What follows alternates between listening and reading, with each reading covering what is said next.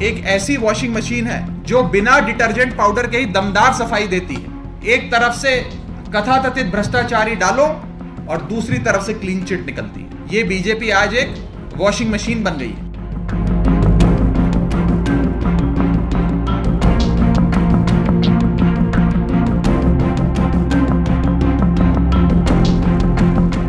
ಪ್ರೀತಿಯ ವೀಕ್ಷಕರೇ, ನಿಮ್ಮೆಲ್ರಿಗೂ ನಮಸ್ಕಾರ. ನಾನು ಕೆಜೆ ಹಳ್ಳಿ ಸುರೇಶ್. ನಾನೀಗ ಮಾತಾಡ್ತಿರುವಂತ ವಿಚಾರ ರಾಘವ ಚೆಡ್ಡಿ ಆದ ಕತೆ. ಸ್ನೇಹಿತರೆ, ನಮ್ಮ ದೇಶಕ್ಕೇನಾದ್ರೂ ಭವಿಷ್ಯ ಇದೆಯಾ? ರಾಜಕೀಯ ಈ ಕ್ಷೇತ್ರದಲ್ಲಿ ನಮ್ಮ ದೇಶದ ಯುವಕರು, ಮಧ್ಯಮ ವರ್ಗದವರು, ಎಲ್ಲ ವರ್ಗದ ವಯೋಮಾನದವರು ಇಂಥ ಅಂದ್ರೆ ಆಡಳಿತವನ್ನು ನಡೆಸುವಂತಹ ಸರ್ಕಾರಗಳು ಈ ರಾಜಕಾರಣಿಗಳಿಂದ ಏನಾದ್ರೂ ನಿರೀಕ್ಷೆ ಮಾಡಕ್ಕಾಗತ್ತಾ? ಖಂಡಿತ ಇಲ್ಲ. ನಿಜಕ್ಕೂ ಅಧೋಗತಿಗೆ, ಅಧಪತನಕ್ಕೆ ನಾವು ಹೋಗ್ತಾ ಇದ್ದೀವಿ. ನೋಡಿ, ರಾಘವ್ ಚೆಡ್ಡಾ ಅವರು ಸೂಟು ಬೂಟು ದಾರಿಯಾಗಿ ಸಂಸತ್ನಲ್ಲಿ ಮಾತನಾಡುವಂತಹ ವಿಚಾರಗಳು, ತೆಗೆದುಕೊಳ್ಳುವಂತಹ ವಿಚಾರಗಳು, ಅದರಲ್ಲೂ ಸೆಲೆಕ್ಟೆಡ್ ಈ ಜೆನ್ಜಿ ಜನರೇಷನ್ ಬಹಳ ಆಕರ್ಷಕವಾಗಿ ಮೆಚ್ಚುತ್ತಾ ಇತ್ತು. ಅಯ್ಯೋ, ಅವರು ಯಾವುದೋ ನಮ್ಮಗಳ ವಿಚಾರವಾಗಿ ಮಾತಾಡ್ತಾ ಇದ್ದಾರಲ್ಲ, ಯಾವುದೋ ಏನು ಫೋನ್ ಕಾಲ್ ವಿಚಾರಕ್ಕೆ ಸಂಬಂಧಪಟ್ಟಂಗೆ, ನಮಗೆ ಡಾಟಾ ವಿಚಾರಕ್ಕೆ ಸಂಬಂಧಪಟ್ಟಂಗೆ ತೊಂದರೆ ಆಗ್ತಾ ಇದೆ, ಅದ್ರ ಬಗ್ಗೆ ಮಾತಾಡ್ತಿದಾರಲ್ಲ. ಅಂದ್ರೆ ಯುವಕರಿಗೆ ಅಟ್ರಾಕ್ಟ್ ಆಗೋ ವಿಚಾರಗಳನ್ನ ತುಂಬಾ ಚೆನ್ನಾಗಿ ಮಾತಾಡಿ ಅವ್ರನ್ನೆಲ್ಲ ಸಂಮೋಹನಗೊಳಿಸಿ ಒಂದ್ ರೀತಿ ಮಂತ್ರ ಮುಗ್ಧರಾಗುವಂತೆ ಮಾತಾಡ್ತಾ ಇದ್ರು, ಪಟ ಪಟ ಪಟ ಅಂತ.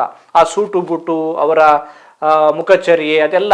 ಆದ್ರೆ ನಮ್ಗೆಲ್ಲ ಗೊತ್ತಿತ್ತು ಆ ಸೂಟು ಬೂಟಿನ ಏನು ಪ್ಯಾಂಟಿನ ಒಳಗಡೆ ಅವರು ಯಾವ ಒಳ ಉಡುಪನ್ನ ಧರಿಸಿದ್ದಾರೆ, ಅದು ಇಂಪಾರ್ಟೆಂಟ್ ಅಲ್ಲ. ಆ ಬಣ್ಣ ಯಾವುದು ಅಂತ ನಮ್ಗೆ ಗೊತ್ತಿತ್ತು. ಅಂದ್ರೆ ಅವರ ಹೆಸರಿಗೆ ಈ ಸಮೀಕರಿಸಿ ಹೇಳ್ತಿರೋದು, ಅಂದ್ರೆ ಒಳಗಡೆ ಆಂತರ್ಯದಲ್ಲಿ ಏನಿತ್ತು ಅಂತ ಇದೀಗ ಗೊತ್ತಾಗಿದೆ. ಸ್ನೇಹಿತರೆ, ಇಂತಹ ರಾಜಕಾರಣಿಗಳಿಂದ ಯುವಕರಂತೂ ಬಹಳ ನಿರೀಕ್ಷೆ ಇಟ್ಕೊಂಡಿದ್ರು. ಎಂಥ ರಾಜಕಾರಣಿ, ಇಂಥವ್ರನ್ನ ತೆಗೆದು ಬಿಟ್ರ ಆ ಪಕ್ಷ, ಎಷ್ಟು ಚೆನ್ನಾಗಿ ಮಾತಾಡ್ತಿದ್ರು, ಜನರ ಪರವಾಗಿ ಮಾತಾಡ್ತಿದ್ರು, ಎಷ್ಟು ಎಜುಕೇಟೆಡ್, ಡಬಲ್ ಡಿಗ್ರಿ, ಇಂಗ್ಲಿಷು, ಹಾಗೆ ಹೀಗೆ.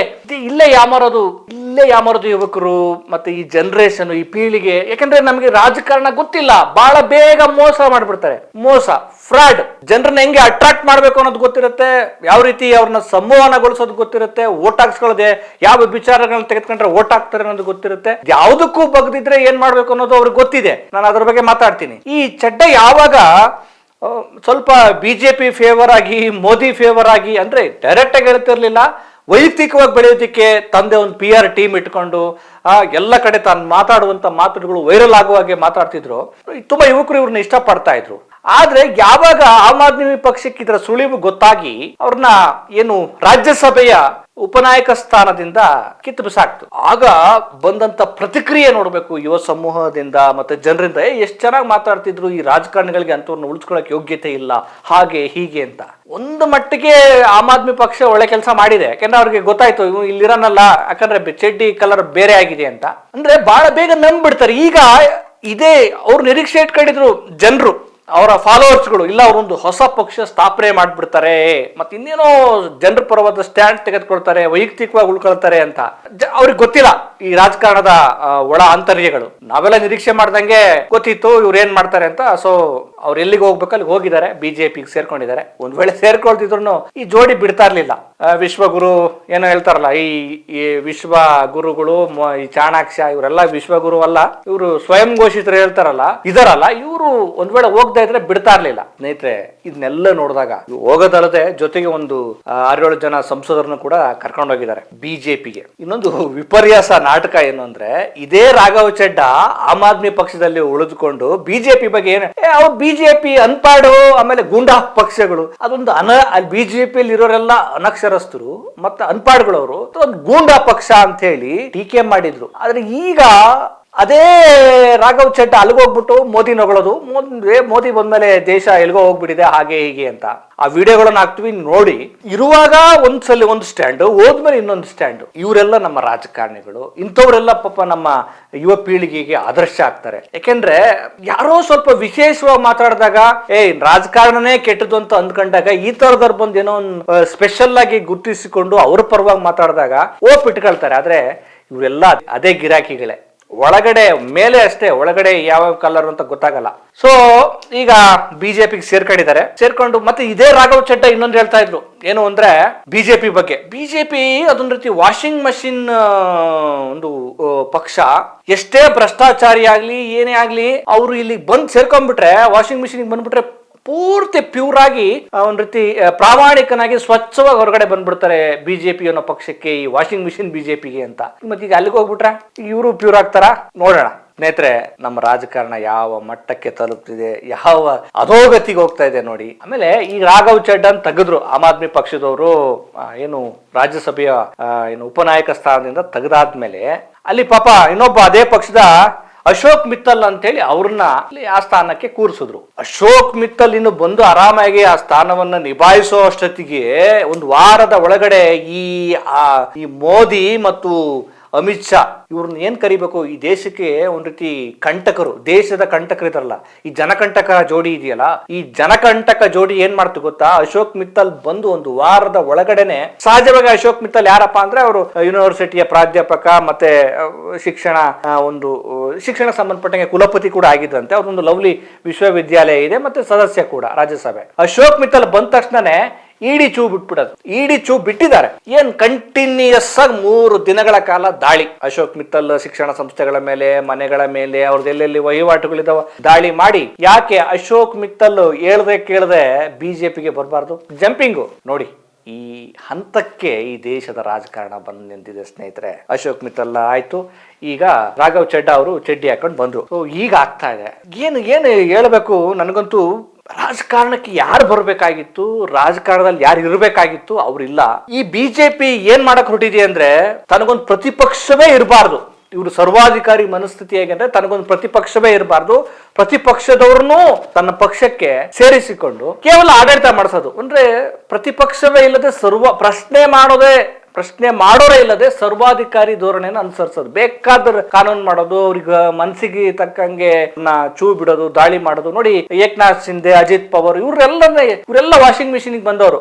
ಹೇಳ್ತಾರೆ ಇವರು, ಈ ಜನಕಂಟಕ ಜೋಡಿ ಇದೆಯಲ್ಲ ಏನ್ ಮಾಡುತ್ತೆ ನೋಡ್ರಪ್ಪ, ನೀವು ಬರ್ತಿರೋ, ನೀವು ಬಂದು ಈ ವಾಷಿಂಗ್ ಮಿಷಿನ್ಗೆ ಬೀಳುತ್ತಿರೋ, ಅಥವಾ ನಾವೇ ಇಡಿ ಚೂ ಬಿಟ್ಟು CBI ಚೂ ಬಿಟ್ಟು ನಿಮ್ಮನ್ನ ಜೈಲಿಗೆ ಕಳಿಸ್ಬೇಕು. ನಮ್ಮ ವಾಷಿಂಗ್ ಮಿಷಿನ್ ಬಂದ್ರೆ ನೀವು ಸ್ವಚ್ಛ ಆಗ್ತೀರಿ, ಸ್ವಚ್ಛವಾಗಿ ಪ್ರಾಮಾಣಿಕವಾಗಿ ನಮ್ಮ ಪಕ್ಷದಲ್ಲಿ ಸೇರ್ಕೊಳ್ತೀರಿ. ನೀವು ಏನಾದ್ರು ಖ್ಯಾತೆ ತೆಗೆದ್ರೆ ನಿಮ್ಮ ಮೇಲೆ ಇಡಿ CBI ಇನ್ಯಾವ್ಯಾವನೋ ಚೂ ಬಿಟ್ಬಿಟ್ಟು ಏನ್ ಮಾಡ್ತಾರೆ, ಜೈಲಿಗೆ ಕಳಿಸೋದು, ಏನು ವರ್ಷಗಟ್ಲೆ ಅಲ್ದಾಡ್ಸೋದು, ಅವ್ರ ಮೇಲೆ ಹಗರಣದ ಆರೋಪಗಳನ್ನ ಮಾಡೋದು, ಅಲ್ಲಿ ಆ ರಾಜಕೀಯ ಅಸ್ಥಿರತೆಯ ಲಾಭವನ್ನ ಪಡ್ಕೊಂಡು ಆ ಸರ್ಕಾರವನ್ನ ಬೀಳಿಸೋದು, ಕೊನೆಗೆ ಇವರು ಅಧಿಕಾರಕ್ಕೆ ಬರೋದು. ಎಂತ ಕೆಟ್ಟ ವಿಷಮ ಗಳಿಗೆಯಲ್ಲಿ ನಾವಿದ್ದೇವೆ ಸ್ನೇಹಿತರೆ. ಒಂದು ಕಡೆ ಮಾತುಗಳ ಮೂಲಕ ಈ ಚಡ್ಡಾ ಅಂತವ್ರು ನಮ್ಮ ಯುವ ಜನರನ್ನ ಮೋಡಿ ಮಾಡಿ ಅವರ ಅಟ್ರಾಕ್ಟ್ ಅನ್ನ ಪಡೆಯೋದು. ಇನ್ನೊಂದು ಕಡೆ ಅಧಿಕಾರಕ್ಕೆ ಹೇಗೋ ಒಟ್ಟು ಅಧಿಕಾರಕ್ಕೆ ಬರಬೇಕು. ಆಮೇಲೆ ಅಧಿಕಾರಕ್ಕೆ ಬಂದ್ಮೇಲೆ ಯಾರಾದ್ರೂ ಇವ್ರ ಸರ್ಕಾರ ಅಧಿಕಾರಕ್ಕೆ ಬರ್ಲಿಲ್ಲ ಅಂದ್ರೆ ಅವ್ರನ್ನ ಹೇಗಾದ್ರೂ ಮಾಡಿ ರಾಜಕೀಯವಾಗಿ ಅಸ್ಥಿರಗೊಳಿಸೋದು. ಯಾಕಂದ್ರೆ ಇವ್ರ ಹತ್ರ ಇಡಿ CBI ಇವೆಲ್ಲ ಇದಾವಲ್ಲ, ಇವುಗಳನ್ನ ಚೂ ಬಿಟ್ಟು ಅವರನ್ನ ಕುಗ್ಗಿಸೋದು, ಮತ್ತೆ ಇವರು ಅಧಿಕಾರ ಸ್ಥಾಪನೆ ಮಾಡೋದು. ಪ್ರಜಾಪ್ರಭುತ್ವದ ವ್ಯವಸ್ಥೆಯಲ್ಲಿ ನಾವು ಇದೀವಿ ಅಂತ ಅನ್ಸುತ್ತಾ? ನಿಜವಾಗ್ಲೂ ಇಲ್ಲ. ಇನ್ನೊಂದೇನು ಅಂದ್ರೆ, ಈ ಆಮ್ ಆದ್ಮಿ ಪಕ್ಷಕ್ಕೂ ಕೂಡ ಒಂದು ಸೈದ್ಧಾಂತಿಕವಾದ ಸರಿಯಾದ ಬದ್ಧತೆ ಇಲ್ಲ. ಇವರು ಕಾರ್ನಾಡ್ ಅವ್ರು ಹೇಳ್ತಾರಲ್ಲ, ನಮ್ಮ ಬೇರುಗಳು ನೆಲದಲ್ಲಿ ಇಲ್ಲದೆ ಮೇಲೆ ನಾವು ನಕ್ಷತ್ರಗಳನ್ನ ಹೆಂಗ್ ನೋಡಕ್ಕಾಗತ್ತೆ ಅಂದ್ರೆ, ಇವ್ರಿಗೆ ಸೈದ್ಧಾಂತಿಕವಾದಂತಹ ಸಾಮಾಜಿಕವಾದಂತಹ ನಮ್ಮ ಸಮಾಜವನ್ನ ಅಧ್ಯಯನ ಮಾಡದೆ ಕೇವಲ ಒಂದು ಪಕ್ಷ ಏನು ಅಣ್ಣಾ ಹಜಾರೆ ಕಥೆ ನಾವು ನೋಡ್ತಾ ಇದೀವಲ್ಲ, ಒಂದು ಲೋಕಪಾಲ್ ಬಿಲ್ಗೆ ಮಾಡಿದ್ದ ಒಂದು ಆಂದೋಲನ ಕೊನೆಗೆ ಯಾವ ಅಧೋಗತಿ ಗೊತ್ತು. ಮತ್ತು ಇವರು ಜೊತೆಗಿದ್ದ ಅಣ್ಣಾ ಹಜಾರೆ ರೈಟಿಗಿದ್ದವರು, ಬಲಗಡೆ ಇದ್ದಂಥವ್ರು ಏನೆಲ್ಲ ಆದ್ರು ನಾವು ನೋಡ್ತಾ ಇದೀವಲ್ಲ. ಕಿರಣ್ ಬೇಡಿ ಇದ್ರು, ಈಗ ಕೇಜ್ರಿವಾಲ್ ಇದ್ದಾರೆ. ಇವ್ರಿಗೆ ಈ ಅರವಿಂದ್ ಕೇಜ್ರಿವಾಲ್ ಪಕ್ಷವು ಕೂಡ ಬಿಜೆಪಿ ಇನ್ನೊಂದು ಮುಖನೇ. ಕಾಂಗ್ರೆಸ್ ಆಗ್ಲಿ, ಏನು ಆಮ್ ಆದ್ಮಿ ಆಗ್ಲಿ, ಅಥವಾ ಬಿಜೆಪಿ ಆಗ್ಲಿ, ಇವೆಲ್ಲ ಜೆಂಡಾ ಬೇರೆ ಬೇರೆ, ಅಜೆಂಡಾ ಒಂದೇ. ಇವ್ರಿಗೆ ಅಜೆಂಡಾ ಒಂದೇನೆ. ನಿಜಕ್ಕೂ ನಮ್ಮ ರಾಜ್ಯಕ್ಕೆ, ನಮ್ಮ ದೇಶಕ್ಕೆ ಒಂದು ಬೇರೆದೇ ಆದಂತ ಒಂದು ಪಕ್ಷ, ರಾಜಕೀಯ ಪಕ್ಷಗಳು, ಯುವ ರಾಜಕಾರಣಿಗಳು ಬರ್ಬೇಕಾಗಿದೆ. ಮತ್ತೆ ಆ ರಾಜಕಾರಣಿಗಳು ನಮ್ಮ ಈ ಉಪೇಂದ್ರ ತರ ಯೋಚನೆ ಮಾಡಬಾರ್ದು. ಅದೇ ಅಂದ್ರೆ ಹೇಳ್ತಾರಲ್ಲ, ಕನ್ನಡಿಯೊಳಗಿನ ಗಂಟಿನ ತರ ಆಗ್ಬಿಟ್ರೆ ಕಷ್ಟ. ಕಾಣತ್ತೆ, ಹಿಡಿಯಕ್ಕಾಗಲ್ಲ. ನನಗನ್ಸುತ್ತೆ ನಮ್ಮ ಯುವ ಜನತೆ, ನಮ್ಮ ಜನರು ಈ ಸಮಾಜವನ್ನ ಸೂಕ್ಷ್ಮವಾಗಿ ಅಧ್ಯಯನ ಮಾಡಬೇಕು. ನಮ್ಮ ಈ ರಾಜಕಾರಣಿಗಳಾಗೋದಕ್ಕೆ ಬಯಸುವಂತವ್ರು ಇವರಿಂದ ಬಕೆಟ್ ಹಿಡಿಯೋದ್ರ ಬದಲಾಗಿ ನಮ್ಮ ಜಾತೀಯತೆಯನ್ನ ನೋಡ್ಬೇಕಾಗಿದೆ. ಸಮಾಜದಲ್ಲಿ ರಾಜಕೀಯ ಏರುಪೇರು ಅಂದ್ರೆ ಸಾಮಾಜಿಕ ಬಂಡವಾಳ ಯಾವ ರೀತಿ ಜಾತಿಯಾಗಿ ಪರಿಣಮಿಸಿದೆ ಅದನ್ನ ಅರ್ಥ ಮಾಡ್ಕೋಬೇಕು. ಆಮೇಲೆ ಸಾಂಸ್ಕೃತಿಕ ರಾಜಕಾರಣ ಯಾವ ರೀತಿ ಇದೆ, ಆ ನಂತರ ಈ ರಾಜಕೀಯದ ರಾಜಕಾರಣ ಯಾವ ರೀತಿ ಇದೆ, ಜೊತೆಗೆ ಈ ಶ್ರೇಣೀಕರಣ ವ್ಯವಸ್ಥೆ ಇನ್ನು ಯಾವ ರೀತಿ ಸೇರ್ಕೊಂಡಿದೆ, ಆಮೇಲೆ ಸಂಪನ್ಮೂಲಗಳನ್ನ ಯಾವ ರೀತಿ ಇವ್ರು ಲೂಟಿ ಮಾಡ್ತಾ ಇದ್ದಾರೆ.